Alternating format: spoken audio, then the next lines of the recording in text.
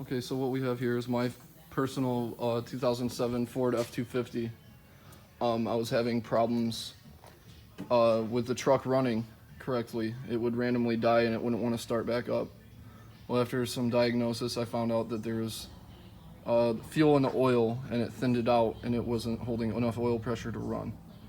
So I ordered a whole new set of injector seals for the entire engine, and I changed them out, which is pretty much the only way you're going to get fuel in your oil is through the injector seals being bad.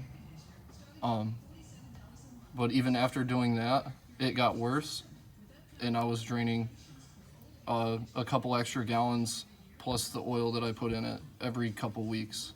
So within 1,000 miles or so, it would accumulate a couple gallons of fuel in my oil, which explains why my engine looks so clean inside.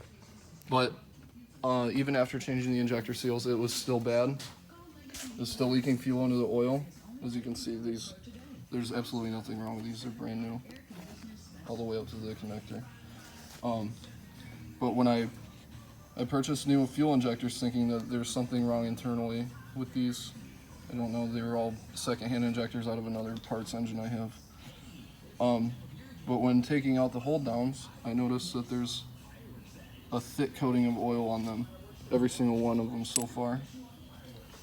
And then come to find out, when you look down here, which is the hold down bolt hole, it's not a through hole, so there's a bottom to it.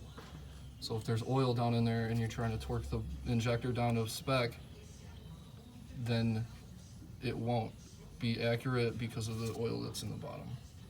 So if and when you run into this issue, be sure to clean this hole out before reinstalling the new injector or the old injector with the seals replaced on it. I'll put the torque specs for the oil rail and the fuel injector hold down bolts in the comments. Thanks for watching.